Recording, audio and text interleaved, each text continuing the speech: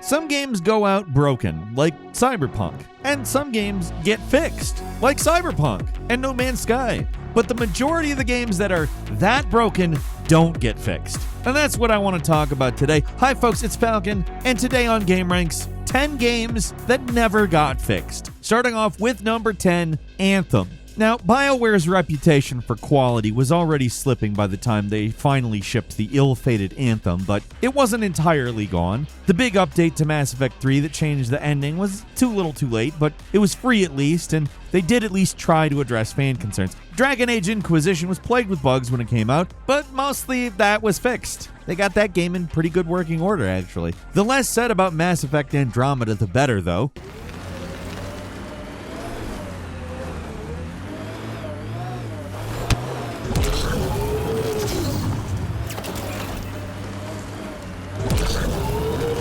They really dropped the ball on that one, especially with post-launch support. The same could be said for Anthem. The core gameplay felt good, but other than that, the game had some issues.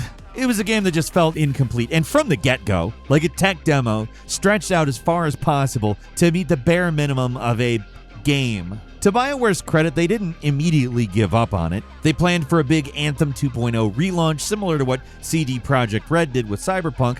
It was meant to be an ambitious update that could have potentially fixed a lot of the most glaring issues with the game, like, the game, Anthem, but it wasn't meant to be. On a blog post on February 24th, 2021, BioWare announced that they were canceling the big relaunch and focusing their efforts on other projects like the next Dragon Age game. They didn't immediately pull Anthem or anything, but from that point forward, it was in service mode. They kept the servers up, but that was it.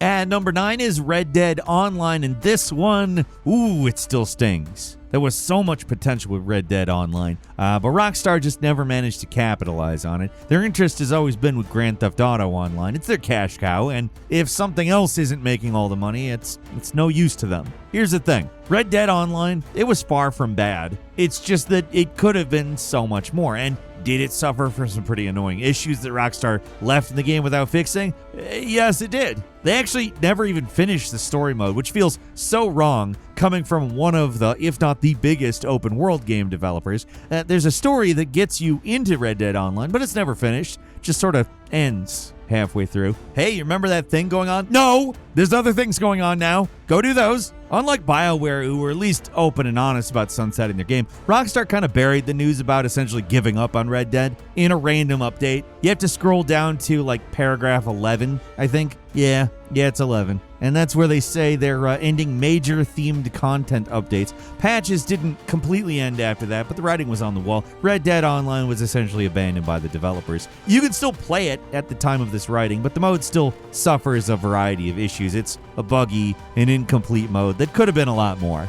Moving on to number 8, it's Star Wars Jedi Survivor's PC port. The console version of this game, had its issues. It doesn't run as well on PS5 as it really should, considering the developer's pedigree. But, blatant problems, I don't know. It runs well enough. Compared to the PC version, just consistently terrible performance across the board, seemingly regardless of your hardware. Players with GeForce 4090s seem to struggle with stuttering and major frame drops just as much as players with 2070s. It was that way at launch, and the stability has only gotten a little better with patches. There have been a few updates to the game, but it is not nearly good enough. Players still suffer from game-breaking bugs, and the game crashes constantly for certain players. All this stuff it can be fixed, but in typical EA fashion, they've pretty much given up on the game. The last patch was released in January of 2024, and it's been radio silence ever since. It really sucks because the actual game is great. It's a worthy follow-up to Fallen Order,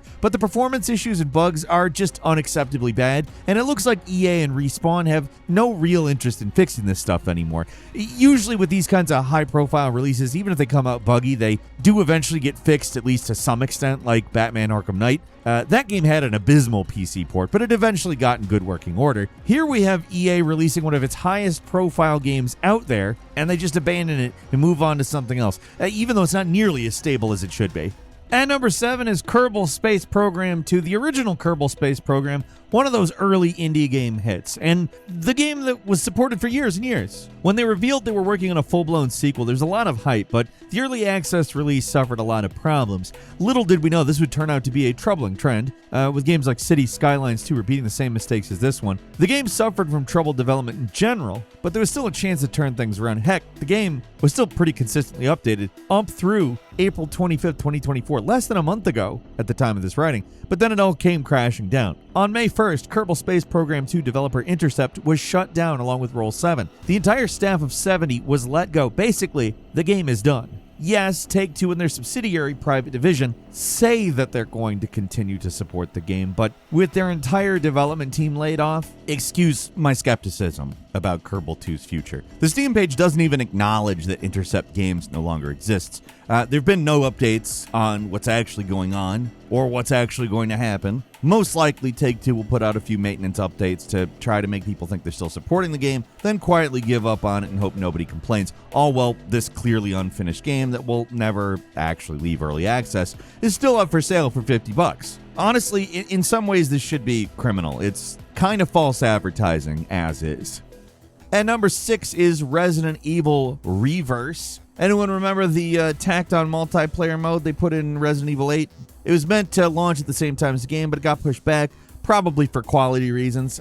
Maybe Capcom knew they had a stinker on their hands, because it was released with as little fanfare as possible. They just sort of dumped it out to die, even though everybody who owned Resident Evil 8 had it for free. It's probably the right move, honestly. There's not going to be a lot of these that I say that about, but I don't know why Capcom keeps trying to do these lame multiplayer modes in Resident Evil games. Like, is it impossible to make a good multiplayer add-on to a game like this? Or even like a decent one? No, it's not at all. But they clearly don't really know what to do with it. And this is probably the worst one yet. It's about as unnecessary and unfun as Umbrella Corps. But with Reverse, there's at least a chance to play some memorable characters and monsters. It's not a bad idea for a competitive multiplayer mode. The problem is pretty much everything else. The netcode was abysmal. It was unbalanced. It's full of awkward mechanics. Just didn't work. Also, nobody played it. The last time they updated it was on December 20th, 2022, less than a year after it came out.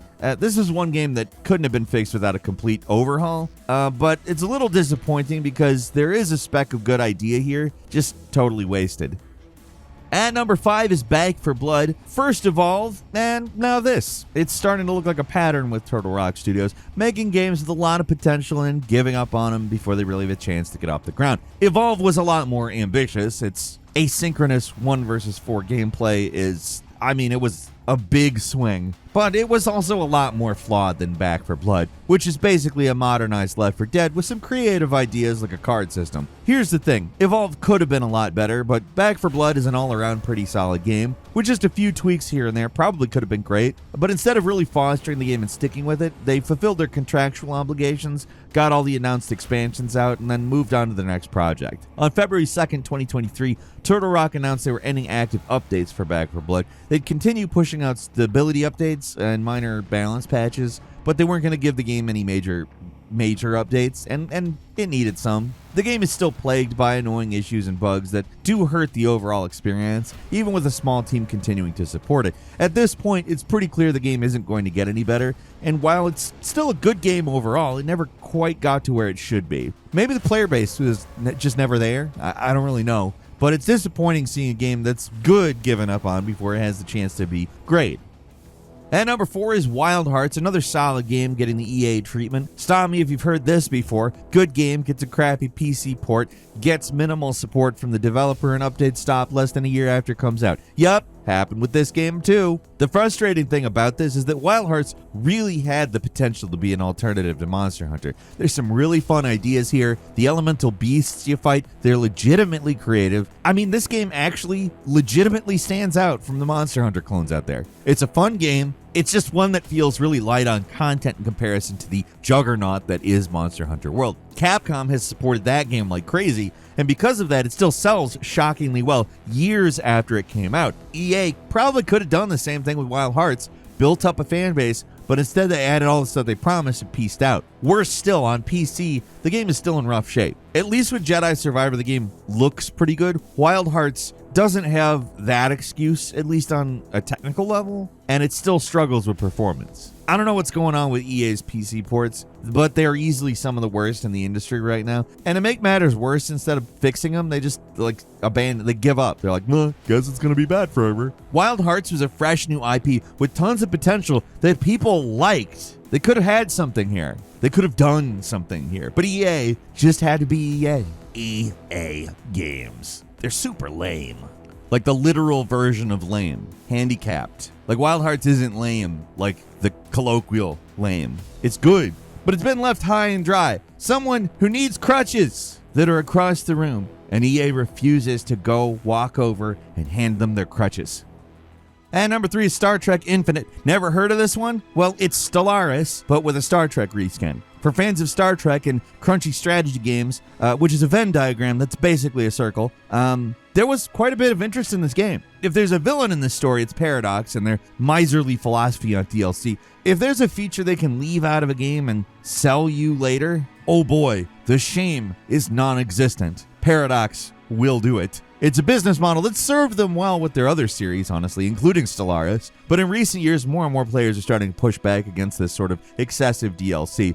Here's the thing, Star Trek Infinite didn't even have DLC. It didn't get the chance. At launch, the game was bare bones, and the players immediately noticed major, obvious features were missing.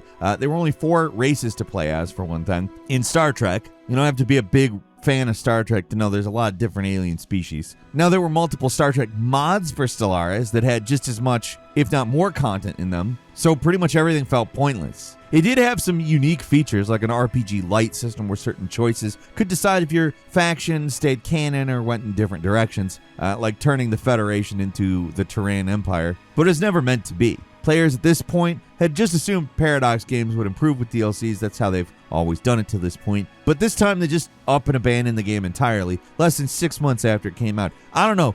Paradox, these are divisive business strategies, and I wonder if they're finally catching up to them. Or maybe it's just the general state of the industry. Nobody's happy with this crap. But whatever it is, things aren't looking super great for Paradox right now, and the state of Star Trek Infinite is part of that.